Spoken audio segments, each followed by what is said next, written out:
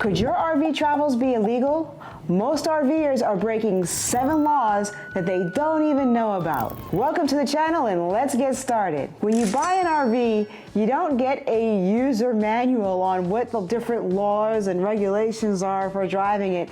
It's just you find out by Googling and watching YouTube, and that's the way that we did it. And today we're going to give you 7 laws that are easily broken that you probably never even knew about. Many rest areas have limitations on how long you can park and rest at that rest stop.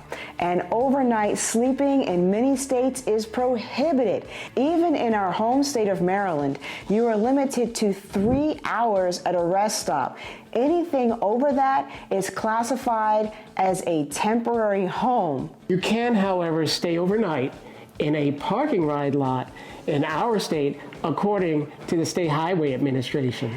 Go figure. No sleeping in a rest stop, but you can sleep in a parking ride. Check out the local laws in the area that you're visiting, or you can end up with some very hefty fines. This next law we see broken all the time, and you probably do too. If you think you're okay simply driving under the posted speed limit or at the posted speed limit with your RV, you might be surprised. 5 states have special speed limits for RVs. Here are the states where you'll need to reduce your speed in your RV in order to avoid a traffic ticket. California, that's 55 miles per hour. Idaho is 70 miles per hour. Indiana, 65 miles per hour. Montana, 65 to 70 miles per hour. And Washington State is 60 miles per hour. And speaking of speed, some states require you to stay below the safety rating of your tires. So especially with fifth wheels and travel trailers, right, you'll find that the tires on those RVs really shouldn't go over 55, 60 miles an hour. So you want to check the speed rating on your tires so that you don't get a hefty fine. This next one is easy to avoid if you do a good circle check before moving your vehicle.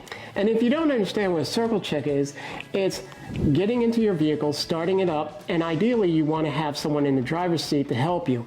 You go outside, you check your headlights, your hazards, your clearance lights, you check for your reverse lights and your brake lights. Also damage to your vehicle, the tires, and especially for this one, your sewer caps. So the next law that RVers sometimes break, and I'm going to say not intentionally in this case, is driving or parking with a broken sewer cap. When a sewer cap is damaged or malfunctioning, it could result in leaks of hazardous materials. Now I know some people say, but you know, what if it's just my gray tank? That's not so bad. Well, it's still considered to be an environmental hazard if you let it leak. So this includes both your black tank and your gray tank. Fines for a leaky sewer cap can vary significantly depending upon your location and the severity of the leak and local conditions. This can cost you anywhere from a few $100s to a few $1,000s. And if the leak happens in a campground, not only will you be fined, but you risk eviction from the campground and also a permanent ban from future stays as well. And it's something that's very easy to detect if you're checking your RV on a regular basis, which you should be doing anyway before you hit the road and after you park, because there's just so many different things that can happen when you drive on the road. So you may leave and your RV might be in perfect shape. It could be. But as you drive down the road, what can happen? All kinds of things. You could run over any kind of debris. Rocks, we're always getting hit by flying rocks. So you need to check, especially since these pieces of plastic, they're very susceptible to cracks and other road damage. Hey, let's face it, there's lots of stuff that can break in an RV as you travel down the road. Yes. So you always want to make sure that you check so that you can avoid the extensive fines. Oh, this one's great. Maryland's for this one. Oh my God. John likes this law. Yeah, this one's horrible. Ever since the Key Bridge went down in Maryland, we've had to add a significant amount of time to our travels when we want to go north or south, because the tunnels in Maryland, like tunnels in lots of other states, do not allow you to drive an RV through them, or any vehicle, as a matter of fact, that has more than a certain poundage of propane. And it's a very small amount of propane, and you can't shut it off. That doesn't count. Right. So like for Maryland, an example, you can only carry 10 10-pound containers of propane, and that's the maximum. You're not allowed to carry any more than that. So your typical RV is going to have more than a 10-pound canister of propane, so it's not allowed. And there are very good reasons for that. Propane can be very dangerous. We've recently seen in the news a number of RVs that have caught on fire and had explosions due to propane leaks and other factors involving propane. It's particularly dangerous in a tunnel because the propane is much heavier than air, which means that if propane is leaked, especially if you're in one of those tunnels that's kind of shaped like a V, which is a lot of tunnels that go underwater are shaped like that because you go down under the water and then you come back up. But if you're in a tunnel that's shaped like a V and the propane is heavier than air, the propane is going to drift and form a concentrated pocket of flammable gas inside of that tunnel. And then, propane can very, very easily be ignited, which can cause a very dangerous and potentially explosive situation. Right, you don't want that under 50 feet of water. No, and also another thing to consider is that the tunnels, they are not very well they're not as well ventilated. It's a confined space, potentially poor ventilation, and this is why many tunnels have restrictions against vehicles carrying propane tanks. Now, there are a few exceptions. We traveled to Virginia Beach and we went through the Chesapeake Bay Bridge Tunnel, and that tunnel actually has a pull-off area for trucks, RVs, I guess any kind of vehicle that's carrying propane, where they inspect whether or not your propane is actually turned off. Right. And we are going to highly, highly, highly recommend that whenever you travel, you turn off your propane. It's just too dangerous. I know a lot of people have refrigerators that are propane refrigerators, and they like to leave it on so that when they get to their destination, your food is cold. But it really can pose a safety hazard, especially if you have an unknown leak. That's right. And it will really affect your pocketbook if you go through a tunnel with one that you shouldn't go through. That is also correct. Okay, John, why don't you tell everyone about the next rule, which is a very important rule that a lot of people don't realize they're breaking, but they do break. And listen, John and I, we are very big proponents of our Second Amendment rights. Yes, we are. And we carry firearms too. Yes, we do. So why don't you go ahead and tell everybody about this one? All right, well, number 5, crossing state lines or a national border with a firearm. Now, this one is very tough because in the U.S., the laws change once you cross a state line or even a county line. And when you're carrying, you have to know where you're going to and the route you're going to take. Especially since we go north a lot, I know the worst place for us to go through with a firearm is New York. Because in New York, if you don't have a permit from that state, they may arrest you if they find a firearm in your vehicle. There is no reciprocity from New York or in New York with any other state. So no matter where you're coming from, we cannot go into New York with a concealed weapon. No. Just because it'll be against the law, we'll be in trouble. You have to actually file for a permit to carry a weapon in New York. Yes, you have to have one from them. Another thing, crossing international borders.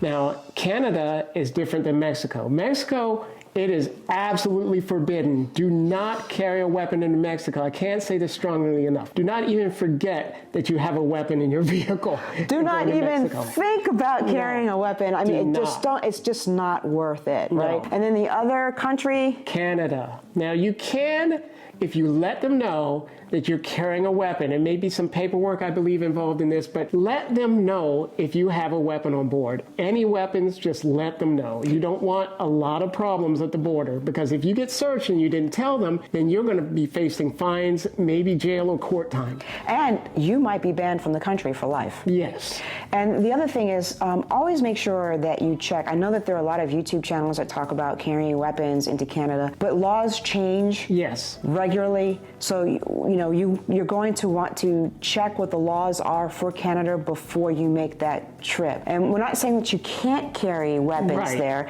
You can. I know like hunting is permitted, and you just have to let them know where you're going with those weapons and make sure that it's approved. But check out the laws before you travel. It will save you a lot of time and a lot of money and a lot of headaches. Also, state laws change all the time. That's true. That's right. I just recently checked the reciprocity here from our state with the other states, and it has been updated. The map has changed recently.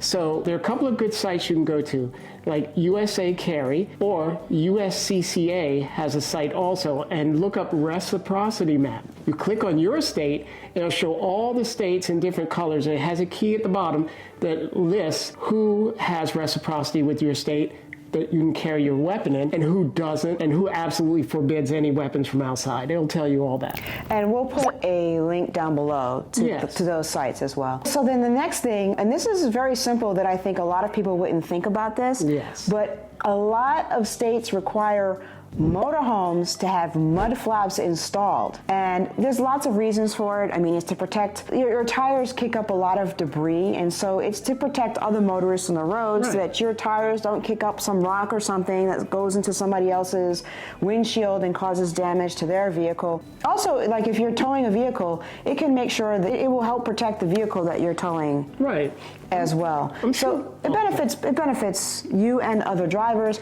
plus it'll help you to avoid, once again, a hefty fine. That's right. I mean, we've all been behind those large trucks and seen what they could do to our cars and our other vehicles when they kick up debris and gravel especially. It's so annoying. That brings us to number 7, and I think that a lot of RVers are aware of this.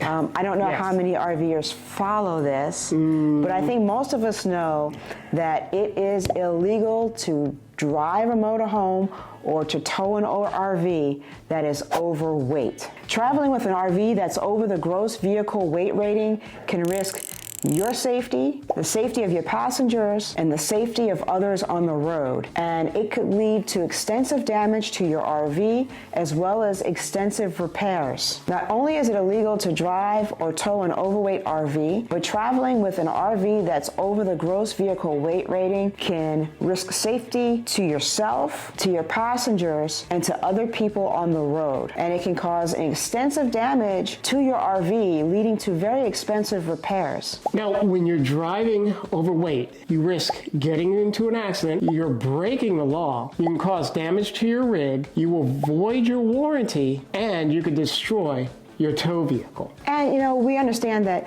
all these numbers that involve with trying to figure out what the right weight is for your RV once you get it loaded up, it can be very complicated. There are lots of acronyms and numbers, and there's some math to figure it out. And to help you with doing that, we've put together this video right here. So check it out right there on John's face. And if there are any other laws that you know that RVers tend to break without knowing it, go ahead and put it down in the comments below. We know that 7 doesn't cover all of them, and we'd love to hear what you have to say.